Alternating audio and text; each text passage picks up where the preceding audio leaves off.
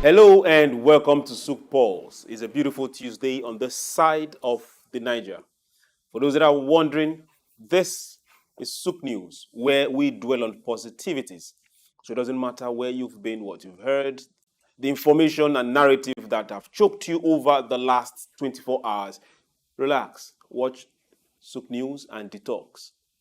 And tell yourself it's possible. And where there is a problem, you find the solution, or you seek the solution, or you ask those questions. You never can tell. That could be the next big business solution to those problems. On Souk Pulse, we'll tell you this straight line. Don't keep quiet. Never be silent. So we talk.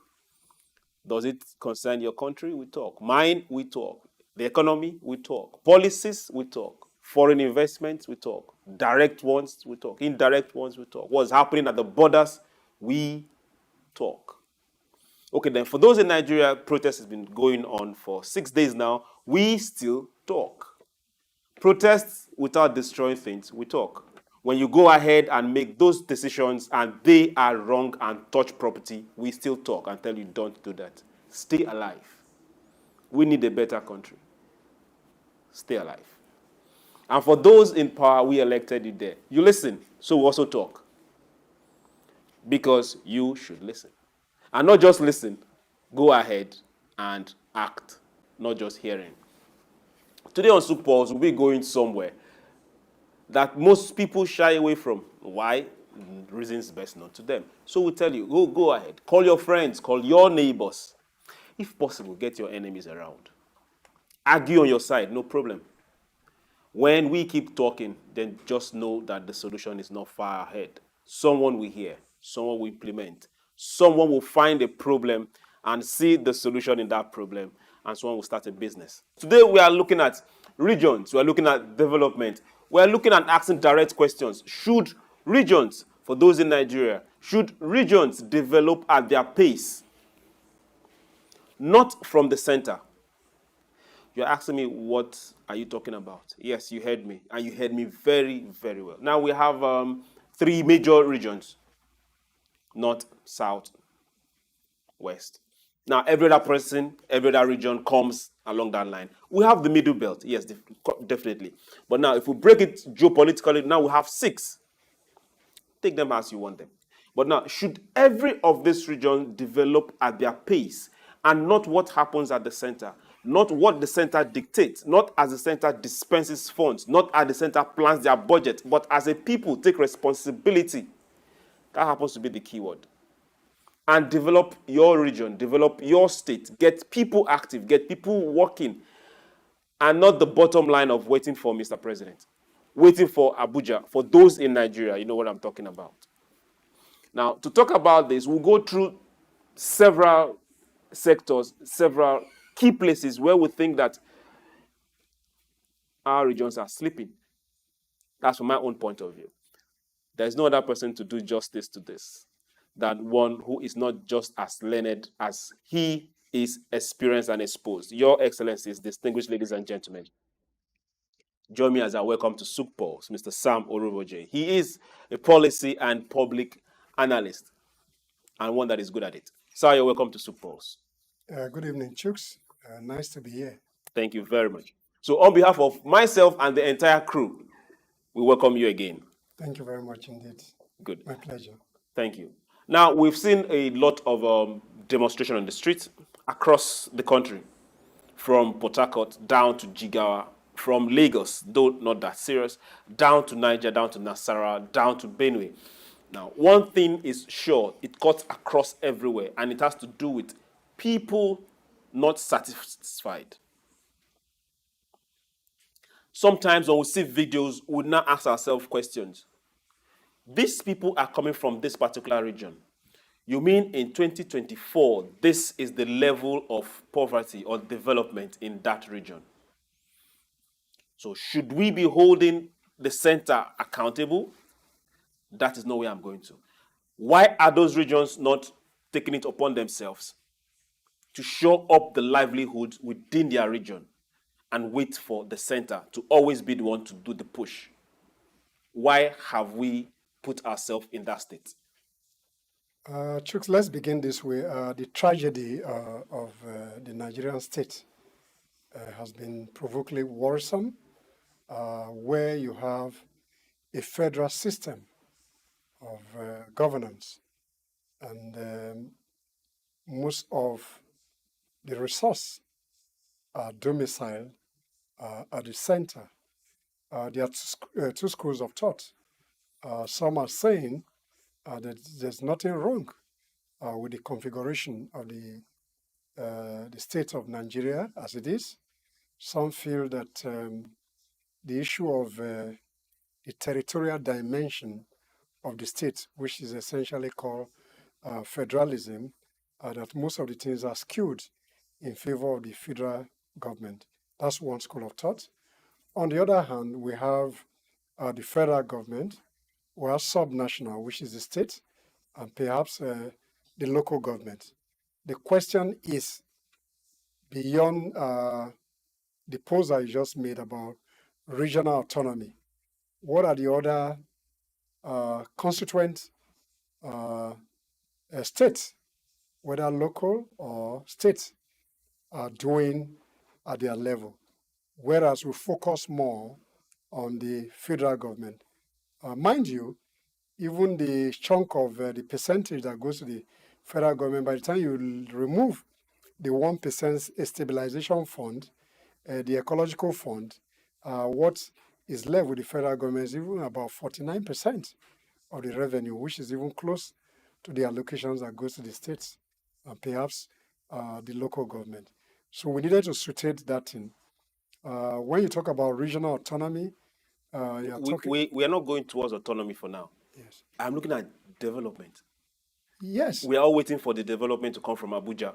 For those in Nigeria, Abuja Yeah, happens to be the capital. federal government, that's why went ahead to look at the current scenario in terms of the perspective Okay. that people have about the state called Nigeria, or the state of Nigeria, where the federal government has a big responsibility, as it were, to look after almost everything within the federation. Why is the federal government looking after almost everything?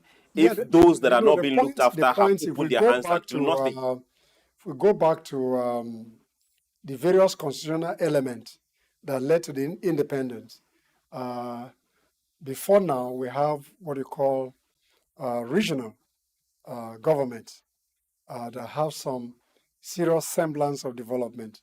So look at northern Nigeria, you look at western Nigeria, eastern Nigeria, and perhaps when the Midwest was created, thereafter, we equally had the Midwestern states. And the level of development then, even before the major discovery of oil and gas in Nigeria, there were rapid industrial development within this region. So what happened where the military, as it were, over-centralized the government by creating 12 additional states by Go On, which went on to more states, to the level of states that we have currently that amount to 30-something states. That over-centralization brought pressure to bear, as it were, on the federal government, where you over-centralize the power at the center. And that has become a major impediment to a very large extent to development. permit me to ask a question. Were they over-centralizing power or they were creating dependency? No, I think it's just the centralization of power. But has it created dependency? If we're going to talk about dependency theory, maybe as we advance the conversation, but this particular question, Okay. as it were, in my view, does not fall within the purview of the concept of dependency, in my view. Maybe if you advance the conversation, be able to provide some additional prognosis in terms of answering your question in specific term. But if we look at the intro and the question that you asked in terms of regional autonomy, why is the federal government being the focus of attention in a federation where you have federating units, local and state, subnational level, and the concept of subsidiarity, which means that each component unit should be able to finance themselves, have development models, develop at their own pace. But that concept, as it were, in the literature does not represent what actually happened in Nigeria. So there's a big power center that is resident in Abuja. So everybody wants to go to Abuja. But then the subnational level has their own peculiarity in terms of their inability to play at the level based on the resource that are available to them. Okay, based on the resource. Now, we will get there because that is another full year of thesis if we decide to puncture those particular holes. Now, let's break it down. We are not going towards autonomy. We are looking at ourselves in the face and asking ourselves, okay, good, why can't you develop your place? What exactly is stopping you from developing your place? So if we take out the word region out of it, if it's going to be that ambiguous, let's now start taking them sector by sector. Now let's go to education. Why are we finding it difficult to localize education across the states? Education, primary, secondary, is state. Down to tertiary institutions, a whole lot of them are across owned by state government. Now, majorly primary schools. What are we teaching our children? What are we impacting onto them? How localized is that particular education? Must it be what is coming from the center? Why am I saying this? Let's look at the north. Who tells you or who tells me that Arabic education is bad? No, it's education. Why can't the person in the West study in Yoruba? There is no problem in that. Why can't the middle person teach his child Agric education? Why are we having a uniformed form of education where everybody has to come and compete for the same thing? Other countries have been able to do that. Yeah, these are constitutional issues. To teach a child? No. What I mean, if I got your question right, you were talking about the system of education. Yes. That we currently practice. And I'm saying that those issues that we're talking about are constitutional to a very large extent. So until you overhaul or make some correction in terms of making reforms or is it changing constitution nationally or state-wise? No, constitutionally, there are certain elements of the educational policy that are domiciled at the center. You have some that are domiciled at the state. Then you have some that are domiciled at the local level. Okay, as we speak right now, there are some states that for you to go through the primary or secondary school, you must take the subject, the indigenous subject of that state. No, I'm trying to make a point. You were saying that who has the core responsibility in terms of providing quality education. So I'm saying that there's the 3 tiers of government have various levels of responsibility. So if you're framing in terms of this conversation, though you have removed the word regional from the concept of autonomy, then the question is that are these federating units independent or autonomous? The local government is responsible for primary schools. No, that's the point I'm trying to make. The state government is also responsible. Yeah, but same thing with secondary schools. General why policy, are they lacking policy, back in developing those there's places? There's a general policy framework from the center. Which dovetails from the center. That's where the issue. That is where the issue is. Yeah, so I'm saying that some of those expectations that you're talking about, if you must change certain provision, then it's through constitutional means. Constitutional means to fix a primary school? No, just we're taking it in bits. Okay. We're looking at a policy framework. And within that framework, you have limitations within that framework, and you're binded by those framework that you currently have. Then if you are talking about the provision, vis-a-vis budgetary provision at the state level, to what extent does the budgetary provision support the quality of education in terms of the quality of teachers and the quality of pupils to students. What are the ratio of teachers to pupils, teachers to students, and by extension, what is the ratio of lecturer to students at the tertiary level vis-a-vis the budgetary provision from states and what is available to the state?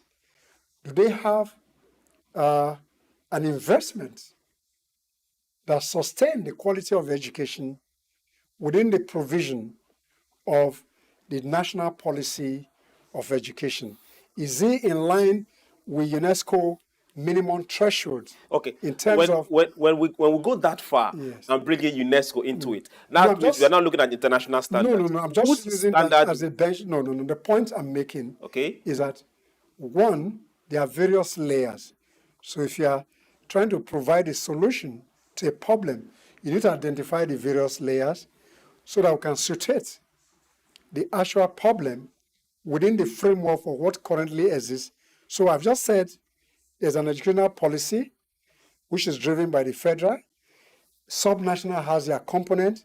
Then I went on to explain that beyond the policy framework, what is the level of investment that subnational do in education? What are the various ratios in terms of pupil-teacher relationship? What are the quality of teachers?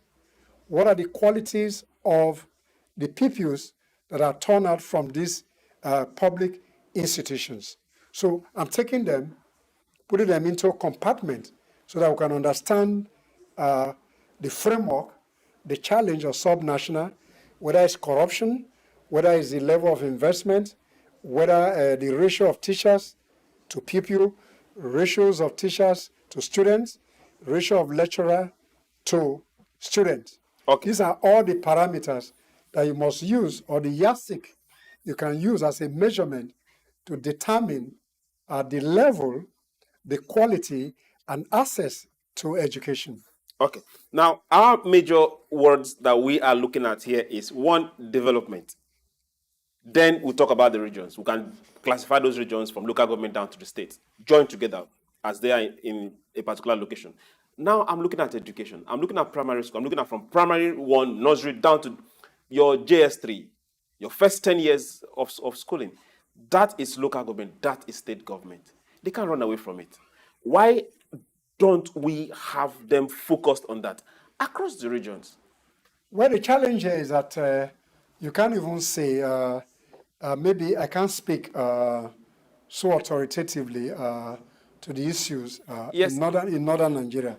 Can I give you an example? No, just a this moment. particular one is No, just stemming from this particular riot, this particular No, protest. just a moment. We see what is happening in Let me northern Nigeria. underscore the point I was trying to make, that in the south here, if you look at the investment in education, some of those investments are even coming from the federal in terms of buildings for secondary schools, for primary schools, where you have certain level of funding coming from the federal institutions that are responsible within the education sector. How are Then they assessing? How are they assessing it?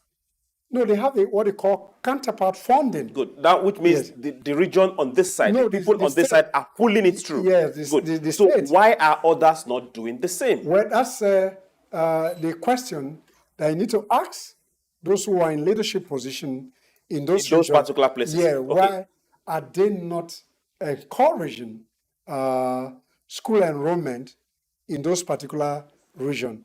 Why is it that the out-of-school children indicators is higher in those regions? And I recall during the week, just before the issue on, is it after the issues of the protest, the Kaduna State government was saying very pointedly that the governors of northern Nigeria need to focus more on the issues of education, and they need to declare an emergency on education to the extent that the number of out-of-school children that are on the streets will be reduced. And some of the crises particularly violence, kidnapping, banditry in the north, to a very large extent, can be reduced when you improve on the enrollment level of schools in the north, so that it can bring some speed to bear in terms of education, and that can impact positively on development. And at the center of development, in my view, education is the fulcrum or the bedrock which all underdevelopment indices or indicator rest essentially on. So when you have quality of education in nation, the quality of productivity and skill sets are very high.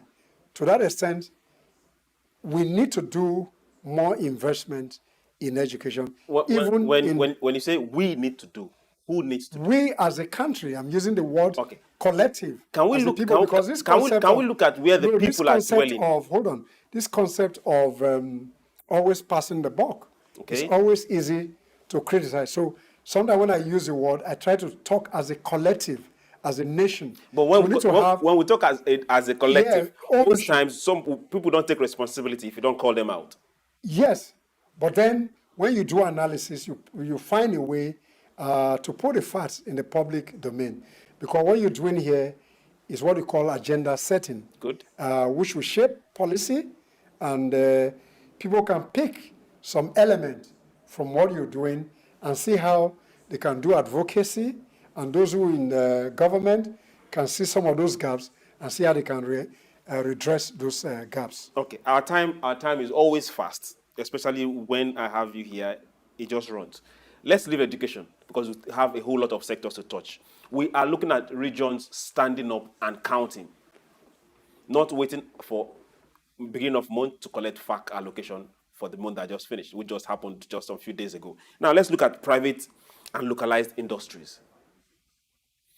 Aside what is happening in the organized private sector, the major private sector, aside what is happening with major oil industries, we find it difficult to see industries springing up. It doesn't matter how small, it doesn't matter how big, if it's a hub outside Lagos, outside the West, outside maybe some few northern states or some few eastern states.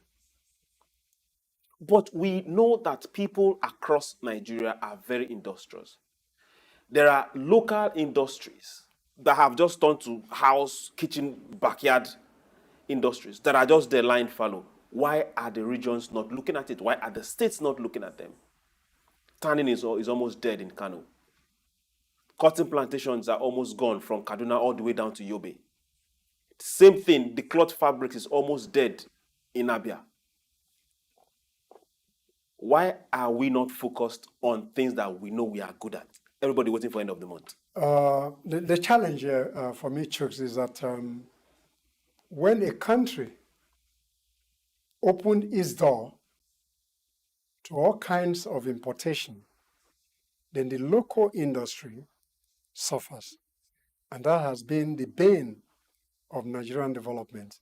If you recall, in the 60s up to part of early 70s, there's what we call the National Development Plan, which was an economic strategy that encouraged some elements of industrialization in Nigeria.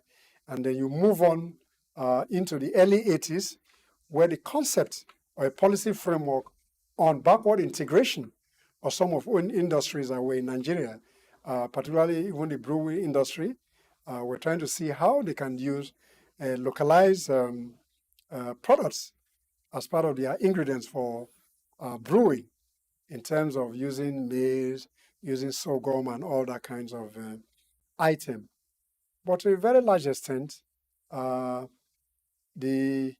Babangida SAP regime became problematic, and some of those industry went into comatose. So that's on one side. Number two, there's a cultural shift in terms of rural-urban migration, where able-bodied men are not willing to go back into agriculture, whether at subsistence level whatever level, and even provide service in those areas. So those primary industry, as it were, could not survive because number one, the basic ingredients, the policy shifts, the policy somersault, and the open door policy, where you allow every goods to be dumped on your country, incidentally killed some of those industries. On the other hand, if you go into the medium and small enterprises, for us to be in competition, and you're not able to compete favorably because you don't want to comply to good manufacturing practices, which are minimum thresholds to even operate a small and medium enterprise. So if you produce substandard goods, you cannot compete globally, even regionally, or not even to talk about continental level. So that's on the one side where people try to cut corner in terms of what to do. So those industry naturally will die a natural death because they cannot compete within the market ecosystem in terms of the products and services that they do. So it's multi-dimensional in nature. There are some as a result of policy that were not sustainable in terms of industrial, then open door policy in terms of when you bring other goods that compete with local industries and they are sold at cheaper prices. Naturally, those industries cannot survive. On the other hand, the cultural practices of Nigerians trying to cut corner in terms of good manufacturer practices that I mentioned, or manufacturing practices I mentioned earlier, is an impediment into new product development, new product competencies that will be able to sustain those businesses. Okay. And that's why we are here. Yes, you talked about cultural practices. Cultural practices of Nigeria is trying to cut corners. I will put that like in quotes, and I can sue you for this. No, you cannot. I situated that word and I use it loosely. Okay. Where How I said, loose? no, I use it loosely in the sense that I use that as a basis of analysis for one of the problem.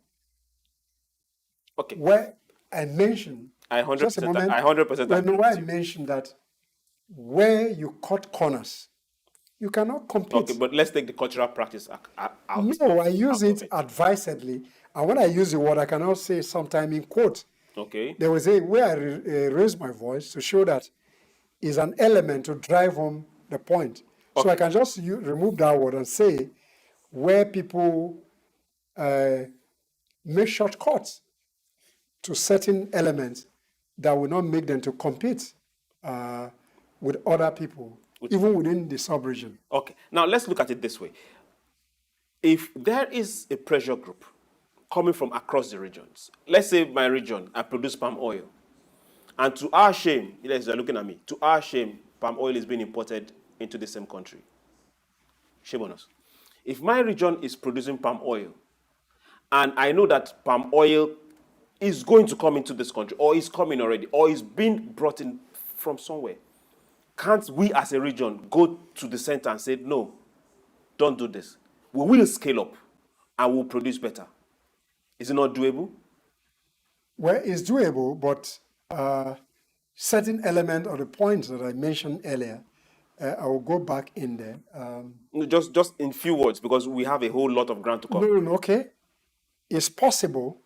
There's what you call factor endowment, what you call comparative advantage, or areas of specialization.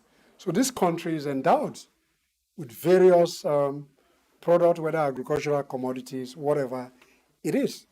So what we expect, based on the initial concept of your topic, when we talk about regional autonomy, Regional development.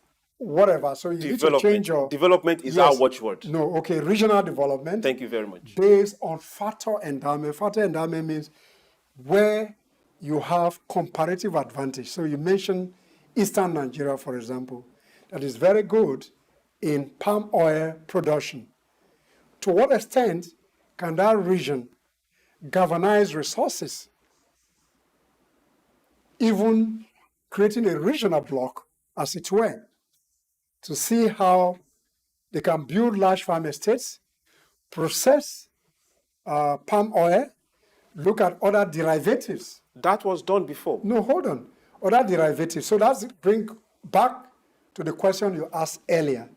What are the sub-national government doing to correct this problem and look beyond the federal government or look beyond the federal allocation? Look beyond the end of the month. Yes, that everybody goes to Abuja in suitcases, and once accountant generals of state come back to state and they have meeting with their governors, then after 1 week, we look forward to another FAC allocation. So the point I'm making, in terms of resource endowment or factor endowment, each region, and that is one of the issues that we can take from this last protest, looking at the economics of hunger.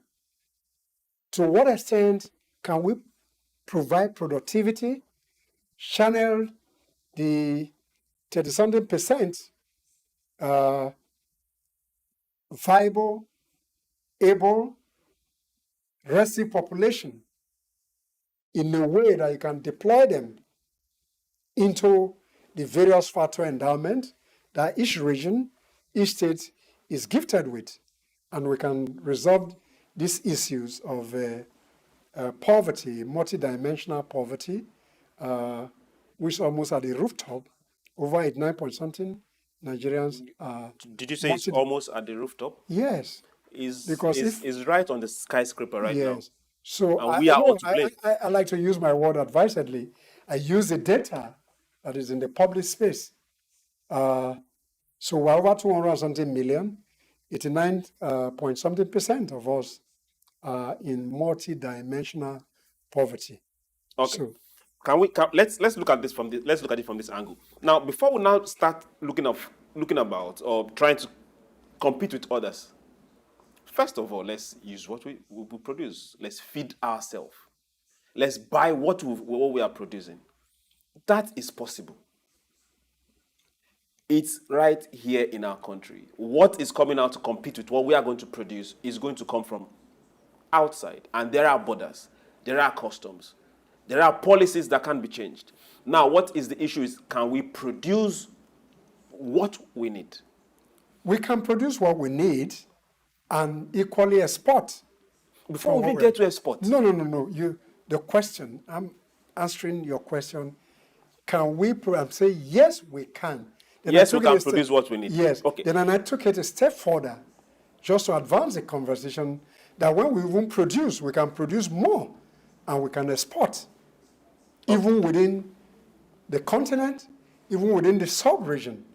But the question is, to what extent can we provide incentive to drive people back into the various factors of endowment that we have as a country and begin to produce and put policy framework in place that support local manufacturing, believing in the country and consuming what we produce here. So these are essentially a collective responsibility. And this does not just lie at the doorstep of government alone.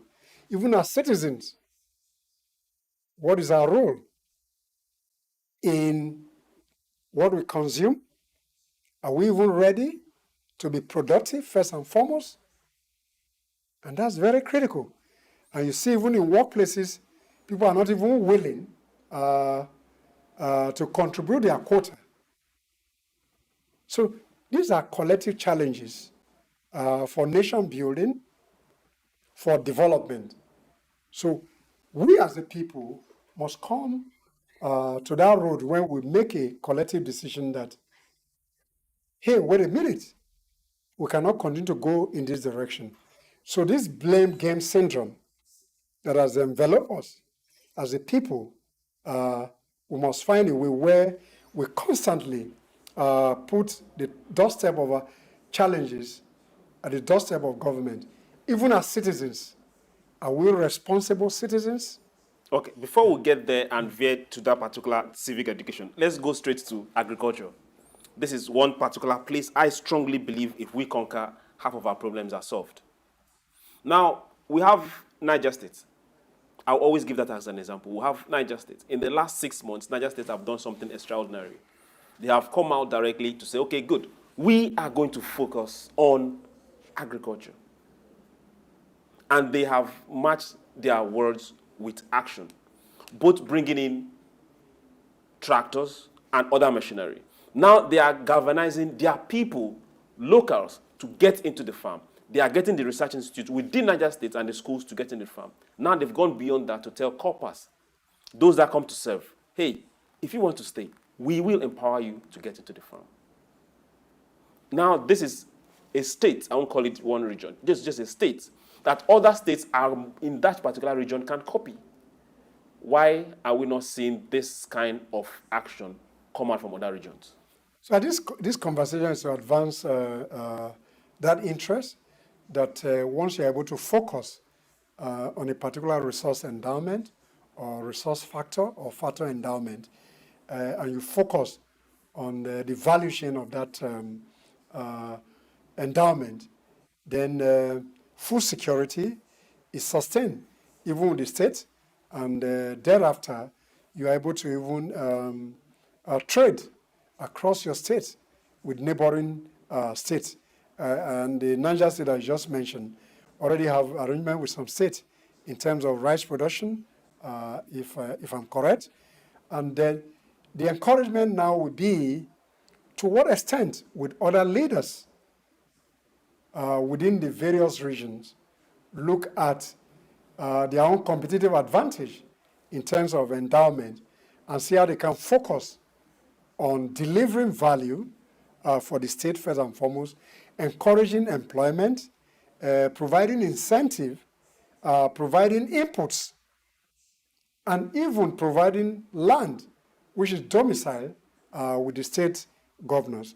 And if you look at the president's address, he talked about making arrangement with state governors to see how governors can give land so that they can improve on the food security situation in Nigeria.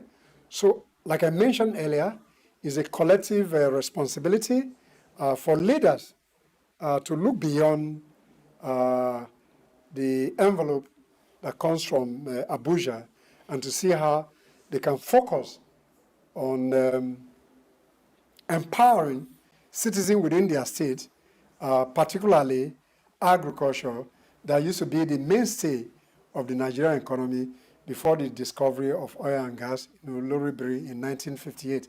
So the point here is that we've been on that trajectory. Far too long. So we can change the narrative, the conversation, by government having a sustained narrative to say, wait a minute, come back to agriculture, I will provide the input, I'll provide even quarters, farm estates, the machineries to tool or till the land will be made available in a way that they are subsidized during farming season. Then when those products are ready, they should have local commodity boards that buy those indirectly from the farmers, then into the various value chain, even to supermarkets and all that. Retail chains can take some of those things and as off-takers from those people. Okay, let's try and catch up with time. You said something about envelopes from Abuja. Those things are far, far bigger than envelopes. Okay, but let's now look at security. Across the region, the security architecture needs to change. But still, they all depend and just wait for the Nigerian police. And at times, they now call the military, which are not supposed to be there in the first place. Should we start having a form of regional security apparatus in this country at this point in time? Well, there's a clamor for state police, and I'm sure this constitutional review that is ongoing may capture some of those elements. But beyond that school of thought or line of debate is that even currently, with the almighty federal government being in charge of the police, state governments have access to the police, essentially. What about local vigilantes? Local vigilantes are equally important, and they provide some of these gaps. They exist already in certain No, I states. said they provide some security gap within the state in conjunction with the police. So you have in the southwest where you have Amotekun working in line or in concert. In the north, you have Hisba. Yes, Kano, I think in particular, they have those kind of local vigilantes. Should they be encouraged? Yes, they can be encouraged once they are properly trained in the use of arms and ammunition, properly trained in terms of the way they conduct themselves, on investigation, on the way every other security sector operates, and they can feed in information in terms of providing a grassroots or a gateway security element to the major security architecture for any warning systems or sign that will help the military to be able to... the police or the military? Whether military, police. Okay, so we believe, or you also try to advise that civil, security should be localized. Yes, of course. I've just spoken to one element. Okay. It's an ongoing debate. Then I balance it that in spite of those debates, the constitutional debate for state policing or local government policing or community policing, whatever name you choose to call them, the current structure, to a very large extent, supports some of those elements because the police in the states, even when the constitutional provision does not put the power in terms of security with the governor, they are in control of the federal government policing machinery. Even local government chairmen, even have police orderlies. Mind you, some of them are within the element of the constabulary regime, which are like security, but you wear them police uniform, constabulary, Wushell champion for a very long time. And now I even see bank executive putting the constabulary numbers in their jeep. They put constables in their cars. Okay. Some of those things are abused to a very large extent. In quotes, they call them spy police. Yes, spy police. I didn't want to use that word, so I don't go into, as you were talking about, state security. Okay. But when you use that word, people think that they are spying on people. Okay. All right. Now, let's also look at this few sectors before our time tells us to get packing. Let's look at infrastructure. The major infrastructure we get to see, aside major metropolitan states, are majorly coming from the center. What are the states doing? What are the regions doing? No, you cannot use one brush to paint. We have a challenge at sub-national level. There's just always going to be a no, challenge. just a moment. They still collect this money at the end of the month. There's a challenge. But then some of the states within the federation are doing reasonably well. Some. Yes, no, that's... Percentage less than 10%. I can't put a figure to it because I don't have a disaggregated data that is in the space that I can rely on. So I always avoid speculation when I speak to issues. So I'm careful when I use words. I'm saying that in spite of this general claim that subnational are not responsive to infrastructure development, may not necessarily be the true scenario. There are some state governments that are making massive investment, that have made massive investment in terms of infrastructure in their states, in terms of road network, in terms of building very good-looking secondary, primary support, sometimes support the primary, the local government level, with counterpart funding sometimes from the federal government, and build very nice schools. But that is not to say all is well at the subnational level. Some governments need to do more in terms of how they deploy the resources that come from the center. And the little internally generated fund that comes from the state itself must be deployed appropriately. But the challenge is that the political patronage and the rent-seeking system that we practice in Nigeria has been an impediment to development.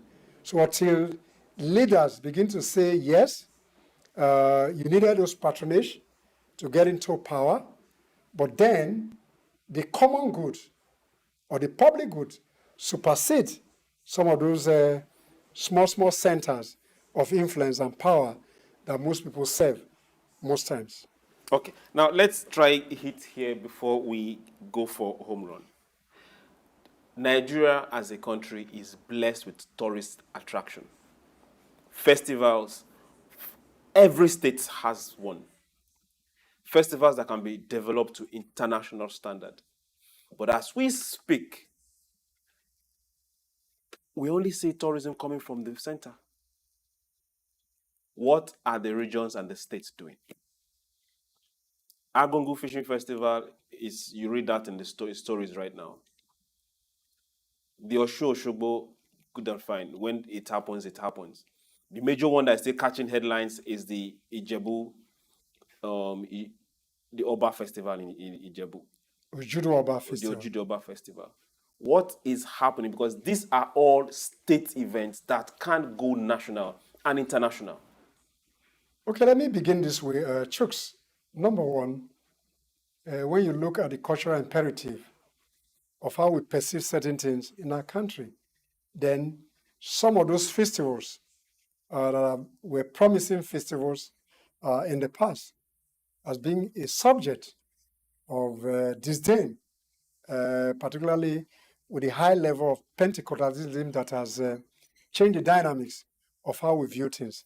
The point I'm making here is that when you don't even value what you have as a people, and somebody is going to tell you somewhere that if I travel to my village where you have an annual festival that is done annually, therefore my religiosity or my Christianity is in quote, then it becomes a problem. I just needed to lay that fundamental is a major challenge.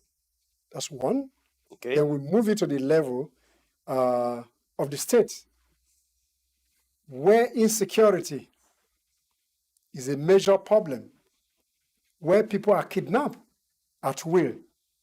What are the incentives for people to even patronize this tourist destination, particularly the ones you mentioned, when there's no adequate security, first and foremost, to even secure even the community before you talk about it. Before we got to the tourism, we talked about security. Yes. Good. Which means that should have happened. Yes, I'm situating the element that is serving as an obstacle to tourism as a major source of revenue. Even fundamentally. before So at the Nigeria individual fell, level, okay. I spoke to the individual level. Okay, before Nigeria fell this bad when it comes to security, these were almost non-existent. They were all dying off. Yeah, the point is that Even with security. I've already told you where most manufacturing company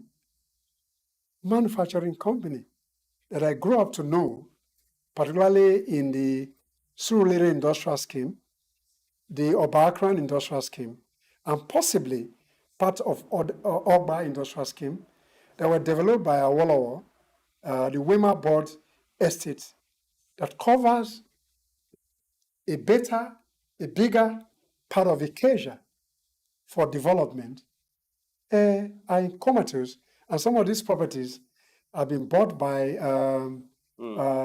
churches, and possibly mosques have been built in those places. So these are some of the very critical challenge as a country that we have. Then, and I talked about individual. Are Hold we going on. to call it brainwashing or something? No, I don't want to use that word. Can I ask a question? Yes, please do. We are all, this is particularly the Olympic season. Good. If we go back to the history of Olympics, till date, it's a festival to Zeus. Yes, I'm agreeing with you. Okay. But I'm just speaking to the element. Why? But we go to compete. We as a people, Okay. you already have a mind configuration that tells you everything that is localized has become idols of worship. People are still talking about the national theater as a symbol of idolatry in a country that massive has had that kind of conversation. Even the Festac village that was built as a town and that was now managed by the Federal Housing Authority has its own share of saying that where they brought 1977, that's when idolatry was brought into Nigeria. Can you look at the psychology of that vis-a-vis tourist attraction? So if I offer myself to be a tourist to visit the Oshogbo Oshun Festival in the Oshogbo groves that I've had the privilege of passing through to one of an Islamic university that is on the other side of the grove, you see the kind of the nature of the forestry that abound within that Oshogbo grove in terms of natural habitat. But then the narrative around it is that it has to do with an Ifa festival. So the connotation is that you already put a name, a negative name. I take this very seriously. I just want to highlight this. Then to what extent can people be encouraged where there's a negative conversation already? Why people even come from Brazil and United States of America to spend weeks and people earn some kind of foreign exchange in terms of hotel, in terms of food. And even those of us who are home cannot, I just use that as an example, and there are a host of other festivals that are negatively positioned in the minds of people.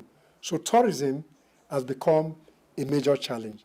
Rather than Nigeria being a tourist destination, as it were, we have put a lens, a black lens, to view tourism as something that is not within the confine of the Western valued religion. And to that extent, it affects the way we view tourism. The way we view ourselves in the first place, because it is us I spoke to that we earlier. are cancelling. Yes. Okay. Thank you very much. Thank you very much, Mr. Sam. Unfortunately, our time has run out. I keep looking this way at my stop clock, and our time is up. I wish we had extra an hour because we've not even gone half of where we wanted to get to. But thank you very much for coming on Soup Pulse. My pleasure, always. Thank you. Now, to everyone out there, I want to say thank you for being part of this show today. We could not exhaust half of what we want to talk about. Why? Because it is important. We say let's get productive. So we point fingers. Remember, when I'm pointing the finger this way, it's just one. 4 is pointing back at me. We hold the center responsible. At the same time, we ask questions. The regions, what is stopping you? Local government, state government, what exactly is stopping you? There are endowments everywhere. The last we checked, the federal government wanted to get every single local government to bring up a product that they will finance.